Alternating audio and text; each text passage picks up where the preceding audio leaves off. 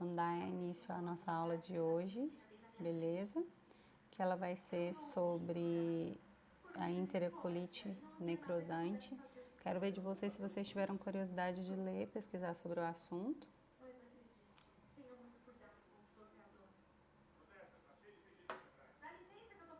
Boa noite, Aline, seja bem-vinda. E aí, gente, pesquisaram, não pesquisaram?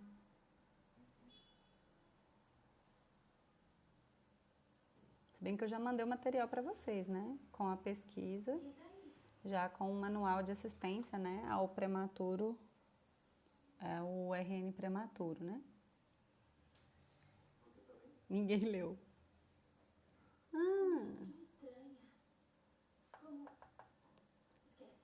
Vocês estão me ouvindo? Responde, gente. Sim, não, professora, a gente não viu nada. Eu tenho uma raiva quando eu falo com vocês assim, vocês não me respondem. Eu gosto de falar com você. Eu não li. Essa aula tá desde semana passada, tá, pessoal? Vocês estão deixando tudo para a última hora. Tá? Então vamos lá. Se eu tô colocando antes, é para vocês lerem, tá? Porque isso ajuda até na compreensão do assunto por vocês. Porque aqui eu venho, vou dar o conteúdo e aí vem aquele tanto de dúvidas de vocês que vocês às vezes não fazem porque vocês não leem antes, então a dificuldade a respeito das aulas ela fica cada vez maior. Então vamos lá. O que é enterocolite necrosante? Então a enterocolite necrosante nada mais é do que uma doença que acomete na sua grande maioria das vezes, os RNs, né, prematuros, devido a um processo de isquemia da parede intestinal, o que vai provocar uma diminuição da vascularização e, consequentemente, uma possível necrose do tecido, né? Isso acontece, gente, por vários fatores, né? Então, nós temos fatores que são estudados ainda, porque ainda não foi determinado pela ciência qual o fator determinante que vai provocar a enterocolite. É a principal complicação, né, da prematuridade, que leva grande parte desses RNs a óbito, tá? Então a gente tem que tomar muito cuidado durante o processo de cuidado desses pacientes para que eles não evoluam para um processo de necrose tecidual completa e que seja necessário, né, o processo cirúrgico para você retirar essas alças intestinais.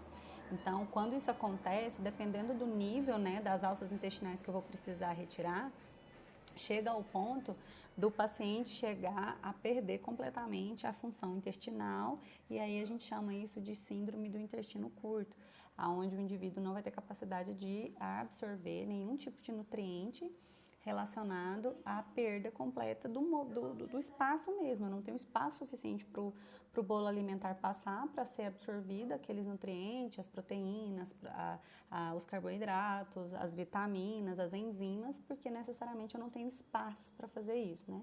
Então, a criança praticamente vai sobreviver por nutrição via parenteral. Então, vamos lá. É uma grave doença intestinal que afeta principalmente os RNs prematuros, então cerca de 75 a 90% desses RNs, eles são acometidos.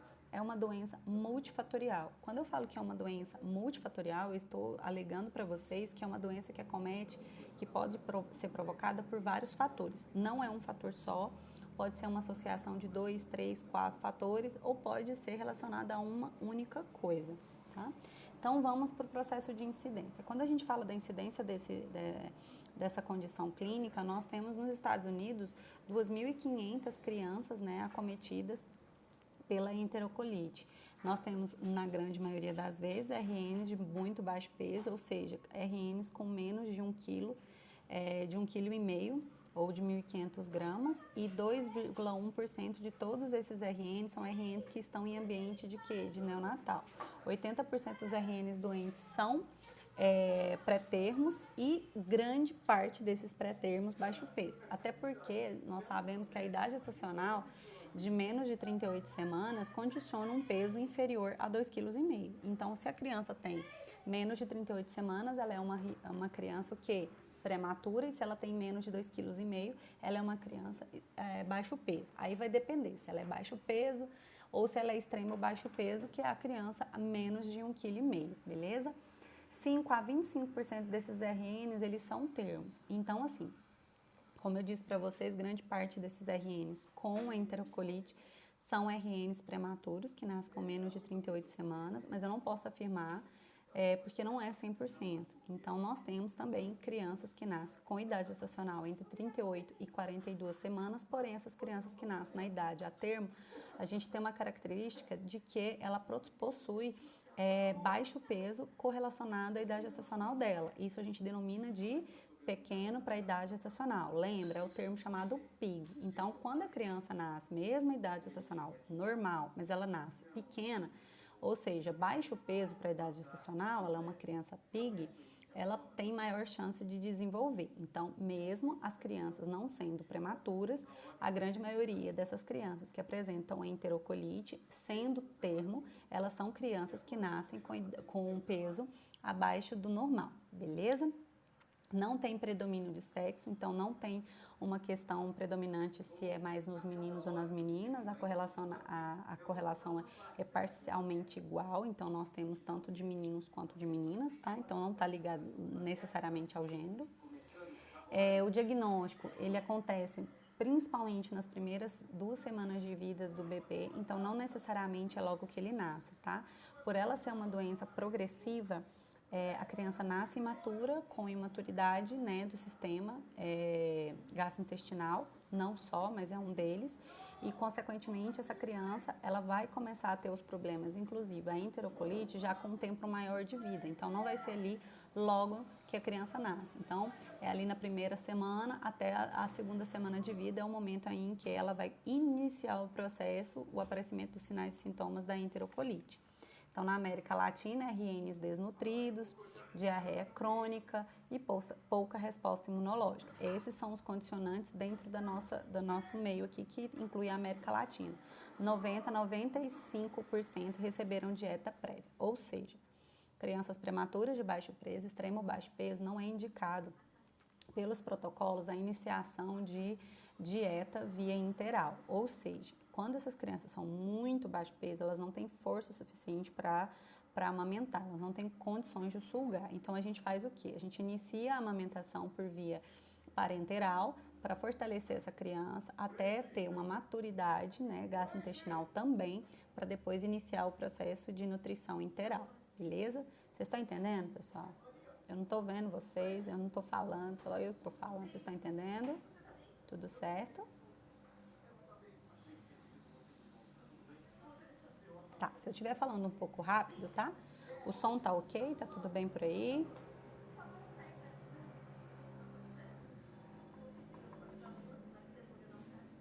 Tudo certo, né? Então vamos dar continuidade. Quando a gente fala da etiologia, como eu disse para vocês, a gente tem mais de um fator. Então, alguns fatores que são desencadeantes principais é a isquemia intestinal ou a diminuição do fluxo sanguíneo arterial por vias mesentéricas, né? Então, os vasos mesentéricos não estão ali realizando o processo de oxigenação dos tecidos intestinais. Isso vai provocar uma redução do fluxo mesentérico e provavelmente uma hipóxia da mucosa. E isso vai causar uma futura necrose, né? Isso pode ser relacionado a várias coisas, inclusive a flora bacteriana intestinal, que é uma das características ou das condições que predispõem, que podem apresentar pelos estudos que deram uma maior facilidade do aparecimento, né, desse problema nos RNs, ou seja, eles não têm sistema imunológico. A flora bacteriana, devido à imaturidade gastrointestinal, ela se aloja ali com bactérias que não são boas para aquela região, ou seja, são bactérias agressivas, bactérias anaeróbicas, e não bactérias aeróbicas que fazem um processo que a gente já chama de, são os lactobacilos, que fazem um processo de nutrição da mucosa intestinal. Então, eles não vão fazer esse processo e vão prejudicar ainda mais o aparecimento, né, da enterocolite. Então, outros fatores que podem ser desencadeantes é a síndrome da membrana hialina, que é um problema pulmonar, que eu vou explicar um pouquinho por que o problema pulmonar pode provocar asfixia neonatal, cardiopatias congênitas, sepse neonatal, choque. Esse choque pode ser choque séptico, choque hipovolêmico, tá? Hipotermia, que é a diminuição da temperatura do RN, que é extremamente normal para RNs baixo peso, porque ele tem pouco peso, pouco fluxo sanguíneo, consequentemente diminuição da temperatura. Eu tenho exsanguíneo transfusão, que é quando a gente faz a transfusão completa, né, do sangue do RN, que eu falei na semana passada na aula de icterícia neonatal, que é um dos mecanismos de tratamento, né, para eritroblastose fetal, para icterícia neonatal, que causa toxicidade, pode provocar quenicteros, né, que é o acúmulo de bilirrubina no aparelho neurológico. Isso vai provocar uma toxicidade, uma perda ou paralisação e futura morte desse bebê. Então, para que isso não aconteça, a gente utiliza o que? A exsanguínea transfusão, que é a troca do sangue do bebê todo, né? Enquanto eu tiro o sangue do bebê, eu introduzo um outro sangue ao mesmo tempo, para evitar que o acúmulo da bilirrubina ela seja mandada para o cérebro, tá? Só que devido a isso, eu posso promover uma diminuição da oxigenação dos tecidos mesentéricos, né? Dos vasos mesentéricos e, consequentemente, dos tecidos intestinais. A utilização de alguns tipos de drogas também pode provocar essa enterocolite. Então, a gente tem a mais famosa, que é o uso de cocaína, tá? Pela mãe, durante a gestação. Então, pode provocar também o acúmulo, né, da droga no bebê, e o que vai provocar a enterocolite, tá? E uma infecção extremamente prejudicial que pode provocar enterocolite em recém-nascidos é o rotavírus humano, tá bom? O rotavírus é uma doença viral provocada que causa intenso distúrbio diarreico. Os fatores que podem propiciar a isquemia. Então, nós temos a asfixia perinatal, nós temos a polistemia, que é a produção desencadeada, né? Ou é como se fosse uma produção de células, né? De células produzidas pela nossa medula óssea, que podem começar a produzir células ineficazes ou não produzir células. Isso pode ser considerado até um tipo de câncer, tá? Produzir células que não são boas para fazer o processo de transporte do oxigênio para dentro do corpo todo. Então, vai provocar um processo de isquemia, o que vai provocar também a morte do tecido ali da região intestinal, né? Então, nós temos a anemia. Quando eu tenho anemia, eu tenho diminuição, né, das hemácias e, consequentemente, das hemoglobinas. Então, eu não vou ter células sanguíneas suficientes para transporte de O2, o que vai provocar necessariamente a diminuição, né, uma hipóxia, uma diminuição do fluxo sanguíneo. É um tipo de câncer, mas a criança pode nascer com essa malformação, tá? É porque o que acontece? Quando eu falo que eu tenho polistemia, eu tenho uma produção de acelerado, né? Eu tenho uma produção de células, só que é uma produção de células ineficazes, beleza? Então, é a alteração na produção das células sanguíneas pela medula, isso. Então, nós temos a anemia, que eu já acabei de explicar, a trombocitose, a hipóxia, e o choque, que é o choque hipovolêmico, perda de volume, né? E a hipotermia, que eu já falei para vocês. Quando a gente fala também dos processos que podem provocar uma isquemia, nós temos uma doença que é uma doença cardiovascular congênita, tá? Chamando persistência do canal arterial. É o nome da malformação. Vocês vão ter esse conteúdo lá na matéria, né, de cardiopatias congênitas, mas só para vocês entenderem. Essa cardiopatia, ela chama persistência do canal arterial, ela vai fazer o quê?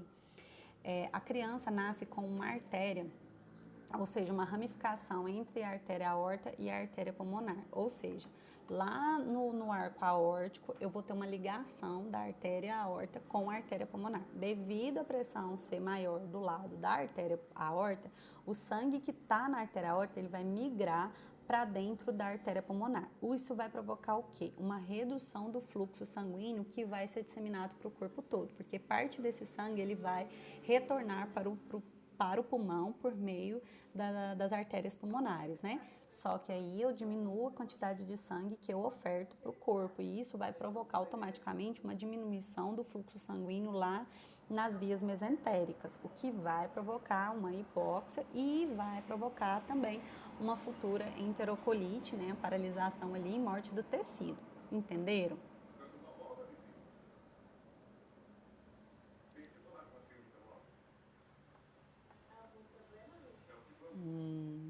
Sim, não, talvez? Não, vamos de novo.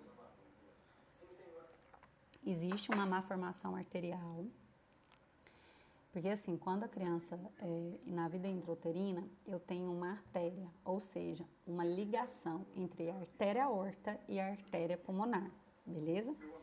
Isso acontece logo ali no arco aórtico. Quando você tem lá na anatomia, esse arco aórtico, ele vai provocar o quê? Ele vai provocar um aumento da quantidade de sangue que volta para o pulmão, porque ele vai dar do coração pela artéria aorta para o pulmão. Então, o sangue, eu acho que eu consigo explicar por uma imagem. Pera aí, gente, que eu vou pegar uma imagem que eu tenho uma imagem desse coração assim, e aí eu consigo explicar para vocês, mais fácil.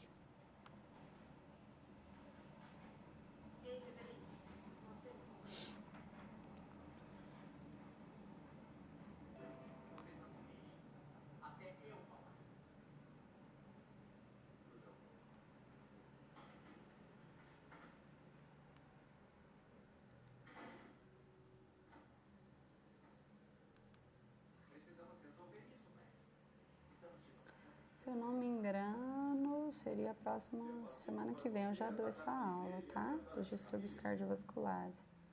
Próxima aula eu já postei, tá? No Google Class, que é a síndrome da aspiração meconial. Eu vou mostrar para vocês aqui o coração com a persistência do canal arterial, tá?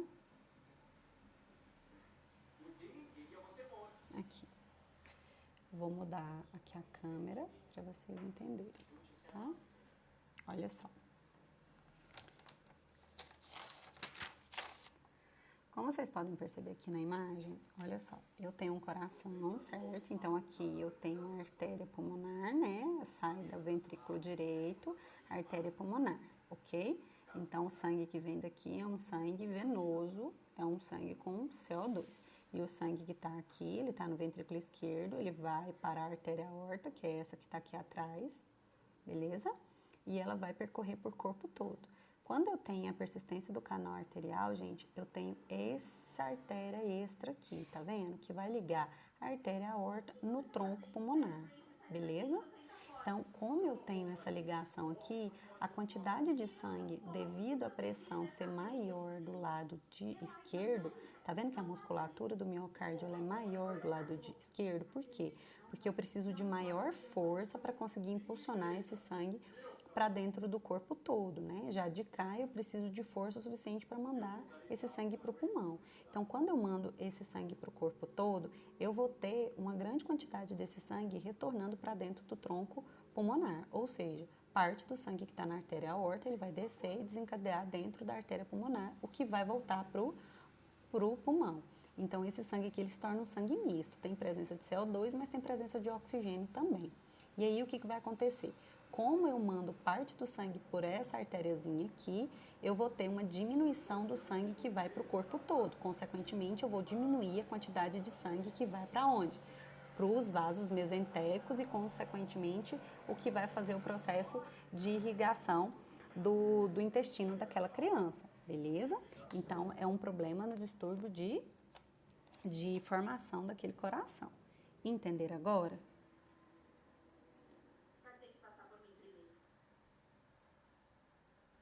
Ah, tá, entendi. Entendeu, Andressa?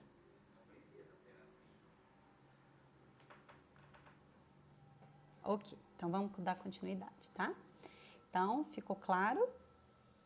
Então, sobre o processo de maturidade, o que acontece? Quando a criança nasce com a prematura, ela nasce com a diminuição da maturidade, ou seja, o organismo não maturou aqueles tecidos o suficiente para iniciar um processo de digestão e absorção ali pelo intestino, tanto ali na região do intestino delgado quanto no intestino grosso. O que vai acontecer? Devido a essa imaturidade, o que provoca, né? Ela faz devido a essa camada do intestino, ela tá imatura, né? Por falta da mucosa protetora, você facilita a colonização de algumas bactérias que causam prejuízo, que são bactérias anaeróbicas, beleza? Eu vou falar o nome de algumas delas aqui na frente, mais um pouquinho. Então, essa imaturidade vai provocar o aparecimento dessas bactérias. E devido ao aparecimento dessas bactérias, eu tenho uma agressão às mucosas intestinais. Devido a essa agressão e a diminuição da vascularização, eu tenho a produção excessiva de gases intraintestinais, né, os gases dentro do intestino, que vai provocar intensas dores e distensão abdominal desse bebê. Eu vou mostrar os achados radiográficos para vocês vão entender melhor. Então, a imaturidade, né, na defesa gastrointestinal pode permitir a colonização de bactérias anômalas, causando uma inadequada neutralização das bactérias e suas toxinas, provocando uma deficiência específica imunológica, alterando o pH gástrico, que ele vai se tornar, ao invés de um pH ácido, ele vai para um pH alcalino, diminuição na produção de enzimas proteolíticas, que vão para fazer função protetora, vai fazer com que a motilidade gastrointestinal diminua, provocando o aumento da permeabilidade da parede intestinal para carboidratos, proteínas e também bactérias. Então, além desse problema lá no intestino, eu posso desencadear uma disseminação dessas bactérias anômalas por todo o organismo, porque os vasos mesentéricos passam por ali e fazem um processo de absorção dos nutrientes. Como eu vou ter um problema na permeabilidade, essa permeabilidade também vai permitir com que essas bactérias que não deveriam ultrapassar e cair na corrente sanguínea, elas vão para cair na corrente sanguínea e disseminar para o corpo todo, podendo provocar uma sepse na criança, beleza? Então, os fatores que podem provocar enterocolite, sendo relacionado à alimentação, nós temos o início de uma alimentação precoce para RNs baixo peso, de extremo baixo peso, né? Que eles ainda não estão aptos para receber nutrição enteral, ou seja, por via gastrointestinal. Progressão rápida da dieta. Então, além de eu iniciar uma dieta antes do prazo, antes da criança estar apta a receber essa dieta, eu faço ela em grandes quantidades. E isso não pode, porque se eu coloco grandes quantidades, a criança fica por muito tempo com aquele alimento dentro das vias gastrointestinal, o que vai provocar, devido à imaturidade, uma dificuldade de você conseguir absorver aqueles nutrientes. Então, o bolo alimentar ou bolo fecal vai ficar por muito tempo ali dentro do intestino, o que pode provocar necrose ali, porque ele não vai ter força suficiente para poder fazer a absorção daqueles nutrientes e o que não vai conseguir eliminar aquelas fezes, o que vai provocar inicialmente uma possível obstrução intestinal, tá? Alimentação nasojejunal também pode provocar devido a você passar uma gastrostomia, né? Uma jejunostomia, é o nome certo, né? Uma jejunostomia. E fórmulas artificiais que também podem provocar no bebê irritação dessa parede que já é imatura, porque algumas dessas fórmulas, alguns bebês apresentam intolerância a essas fórmulas artificiais de leite, e aí podem provocar o quê? Uma irritação ainda maior da parede intestinal, já tem a imaturidade que já é garantida devido à prematuridade do bebê, o que vai provocar uma possível necrose do tecido e morte daquela região, tá? Dietas ricas em sódio, né? Dietas hipertônicas e mamadeiras também não é indicado para essa faixa etária, porque você vai provocar o aumento da entrada de gases por essas vias. E, como eu disse para vocês, o aparecimento de bactérias fazem a produção de gases intraintestinais. E o uso de mamadeiras faz com que a criança engula bastante quantidade de ar, o que pode provocar ainda mais o aparecimento de gases intraabdominais, né? E aí eu vou mostrar para vocês como fica o abdômen do bebê quando ele está cheio de gases, tá bom? Então, os agentes infecciosos que podem aumentar ou favorecer ainda mais a enterocolite necrosante são essas bactérias, né? Que então nós temos a Escherichia coli, a Klebsiella, a Escherichia aureus, o Pseudomonas, o Enterococcus, o Gastridium, Bacteroides e os proteus. Essas são quando é normal, mas eu tenho alguns casos que são bactérias que estão em estado de epidemia, ou seja, quando você está no ambiente hospitalar, você tem a infecção hospitalar. Quando você tem grande quantidade de fluxos dessas bactérias para outros pacientes, há grande chance dessa criança apresentar, porque ela está em ambiente intra-hospitalar, porque ela está dentro da UTI neonatal, né? Então, tem a Escherichia coli, Klebsiella, Pseudomonas, Salmonella, o Clostridium e também alguns tipos de vírus, que é o caso do rotavírus, tá bom? Já na nutrição enteral, né, como eu disse para vocês, 90 a 95% do aparecimento é devido a dietas prévias, tá? Isso vai provocar, né, o crescimento e a invasão de bactérias, porque eu estou introduzindo um alimento, esse alimento eu não garanto que ele seja 100% cólica. Não, Adriele, se fosse cólica, meu bem, tava bom, viu? Não é simplesmente uma cólica, não. É como se o menino estivesse se retorcendo. É de dar a pena mesmo. É bem tristinho ver, viu? Quando eu falo do aparecimento da invasão bacteriana, quando eu tenho uma nutrição enteral, a criança tem acesso a alimento por via enteral, então ela tem contato direto com micro-organismos. Eu não posso afirmar que essa criança não tenha um leite 100%, 100% prevenido ou sem nenhum tipo de micro-organismo, sem nenhum tipo de bactéria, tá? Isso é quase impossível. Então, se a criança não tem a defesa própria, né, no intestino, devido à imaturidade intestinal da mucosa, eu tenho uma grande facilitação da proliferação desse micro-organismo ali dentro, tá bom? Quando a criança usa o leite materno, esse leite materno nós temos macrófagos e anticorpos, que é o IgA, né, secretora, que vem da mãe, que vai ajudar ali no processo. Só que, devido à imaturidade muito extrema do bebê, eu não tenho condições de ofertar através da sucção aquela mamada. E eu posso não ter condições também de oferecer por via enteral. Então, fica difícil receber os imunobiológicos por essa via. Em alguns profissionais, eles indicam as imunoglobulinas, né? Que são anticorpos humanos introduzidos por via parenteral, né? Por via endovenosa. Quais são as manifestações clínicas dessa doença? Então, nós temos os resíduos gástricos, que a criança começa a ter vômitos biliosos, né? Vômitos com rico em bile, sangue nas fezes devido ou a lesão mesmo, que causa lesão da parede intestinal, úlceras nessa parede intestinal, que vai provocar fezes com presença de sangue, que a gente chama de, como é que é o nome quando eu tenho fezes sanguinolentas? Melena, isso mesmo. Então, eu vou ter letargia, eu vou ter toxemia, eu vou ter sinais gerais de sepse, né? Devido à presença de micro-organismos, no caso, na grande maioria das vezes, são bactérias. Distensão abdominal, que é o que causa maior desconforto no bebê.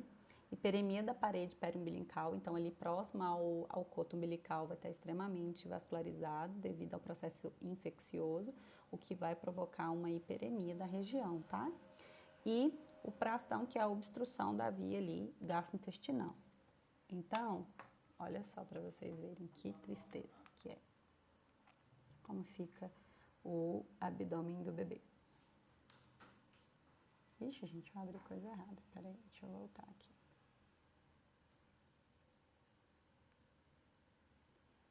Então, é porque eu apertei o botãozinho errado. Olha só como que fica o abdômen do bebê. Extremamente distendido, né? Parece uma ascite, mas não é ascite porque não é líquido, tá bom? Então, mesmo estando distendido dessa maneira, a nomenclatura que a gente dá não é ascite, tá? É provocada por outra situação, que é a presença de gases mesmo. Então, ela pode ser de duas formas. Ela pode ser de forma abrupta ou de forma insidiosa. Quando eu tenho de forma abrupta, eu tenho algo que aparece de uma vez, tá? Ela é mais agressiva. Quando eu tenho ela de forma insidiosa, eu tenho normalmente RNs pré-termos, ela evolui de 1 a 2 dias. Aí eu pergunto para vocês, quem tem mais chance de recuperação? A criança termo ou a criança pré-termo? Por incrível que pareça, o pré-termo tem mais condições de sair do quadro clínico, tá? Porque ele aparece de forma insidiosa, ou seja, de forma devagarzinho, vai aparecendo aos poucos, não é de um dia para o outro. Já a maneira abrupta, né, que ela é mais comum em crianças termo, ela vem de forma rápida, né, então ela vem de forma catastrófica. Os bebês na insidiosa normalmente é por intolerância alimentar, já na abrupta literalmente descompensação respiratória, o bebê que tem problema, quando ele nasce termo, mas ele tem problema pulmonar, ele vai desempenhar uma diminuição da oxigenação dos tecidos, o que consequentemente vai provocar essa enterocolite, mas de forma abrupta, tá? No caso da insidiosa, eu tenho mudança dos padrões de fezes, a criança diminui o padrão das fezes, ou seja, quantitativo de fezes que ele elimina.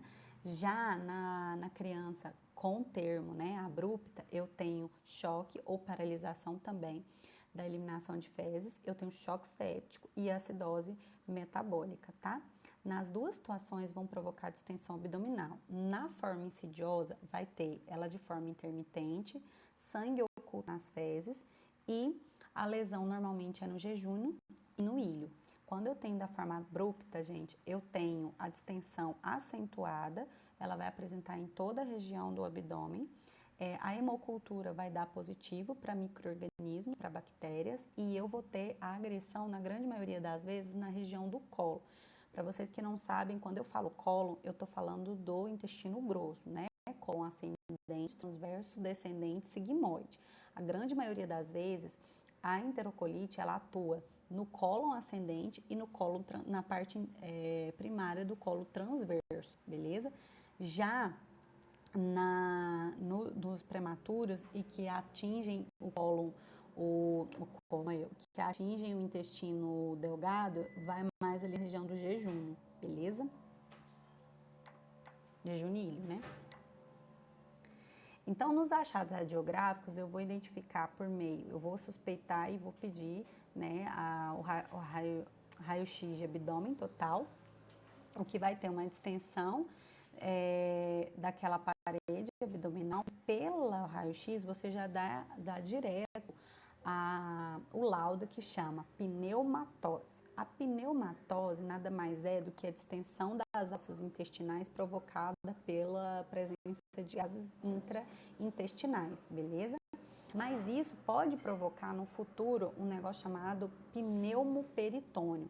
O pneumoperitônio é quando eu tenho uma fissura, uma lesão na parede do intestino, esses gases que estão presentes na via intraintestinal, eles vão para dentro do peritônio. Muita coisa. Hã? Não entendi. Eu tô falando rápido, eu tô falando muita coisa. Muita coisa eu tenho que falar mesmo. Agora, se eu estiver falando rápido, eu diminuo.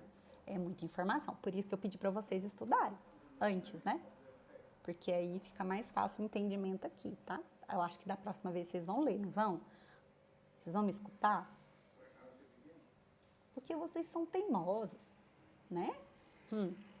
Então, como eu vou voltar? Eu estou falando dos achados radiográficos. Eu já falei dos sinais e sintomas, agora eu estou indo para o diagnóstico. O diagnóstico, ele pode ser feito por várias coisas, mas o principal é o radiográfico. Esse radiográfico é o raio-x do abdômen, beleza? Eu vou tirar o raio-x do abdômen do bebê e pela ali a imagem eu vou conseguir perceber a presença de pneumatose intestinal, que é a presença de gases dentro do intestino, ok? Essa pneumatose intestinal, ela vai estar em toda a alça intestinal ou na região afetada pela enterocolite. Quando eu tenho uma obstrução ou mesmo o rompimento da parede do intestino, que vai ter... Peraí, gente, só um minutinho aqui. Deixa eu só colocar. Eu estou usando meu dados móveis, por isso que está lento, está travando. Então, quando eu tenho a presença dessa, e porventura tem uma obstrução da parede intestinal, o que vai acontecer? Esse rompimento vai fazer extravasamento tanto de conteúdo intestinal para o peritônio, que vai provocar uma peritonite. Essa peritonite é inflamação da parede do peritônio, tá? Mas eu também posso ter o extravasamento de gás, de ar, e esse ar vai provocar uma pneumoperitônio, que é a presença de ar na região peritoneal, certo? Eu só falei isso até agora. Vocês entenderam?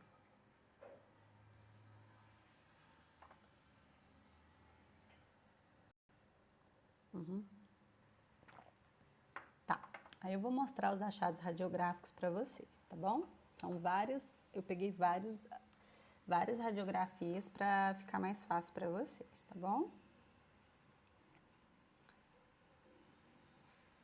Então, olha só, aqui eu tenho o abdômen, né, do bebezinho, E aqui eu tenho as costelas, ó, dá pra ver as costelinhas dele. Mas vocês estão vendo essas partes mais escuras aqui? Isso tudo é ar, tá, gente? Tudo ar. Tudo ar, tudo ar.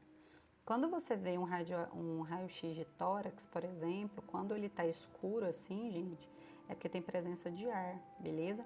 Quando ele tá desse jeito aqui, ó, claro, é porque tem alguma coisa errada lá no tórax, tá? Porque lá no pulmão, quando você respira, enche de ar, né? Então, quando tira o raio-x, ele tem que ficar o quê? Escurozinho assim, ó.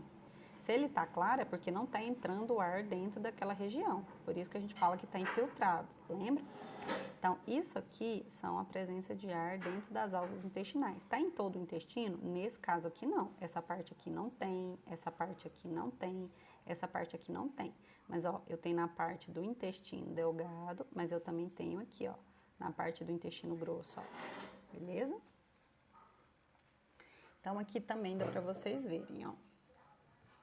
Olha aqui. Presença de ar, tudo ar. Olha isso aqui, como que tá. Olha a quantidade. Certo? Isso aqui já é uma ressonância, beleza? Isso daqui é um raio-x, isso é uma ressonância. Pela ressonância, eu também consigo ver, ó, ar. Aqui, ó, essa bolsa aqui, isso aqui já tá quase um pneumoperitônio. Aqui, ó, ar. Olha o tanto das bolinhas aqui, gente, isso aqui já é um pneumoperitônio. Olha isso. Raio-x de novo. Esse aqui tá completamente tomado por gases, né?